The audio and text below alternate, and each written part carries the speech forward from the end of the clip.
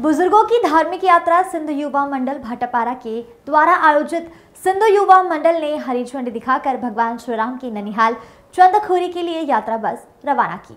सिंधु युवा मंडल भाटापारा के नेतृत्व में बुजुर्गों की धार्मिक यात्रा भगवान श्री राम के ननिहाल चंदखुरी माता कौशल्या मंदिर दर्शन के लिए समाज के 100 से अधिक बुजुर्ग महिला एवं पुरुष धार्मिक यात्रा का आयोजन किया गया, जो विगत 5 वर्षों से निरंतर बुजुर्गों की सेवा स्वरूप यात्रा का आयोजन करते आ रहे हैं।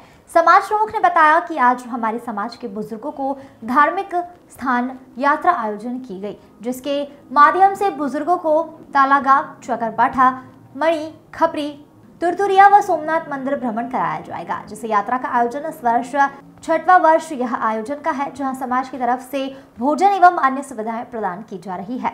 जय झूलेलाल। सबसे पहले तो और ये जो हमारा निःशुल्क बुजुर्गों को जो धार्मिक यात्रा कराते हैं, यह हमारा 6वां वर्ष है और यह यात्रा प्रतिवर्ष हम सिंधु युवा मंडल के द्वारा आयोजित की जाती है। हमारे समाज के बुजुर्गों को हम हर वर्ष ले जाते हैं बाहर, आसपास के जो भी हमारे धार्मिक स्थल है वहाँ, और इसको लगभग 6 वर्ष हो गए।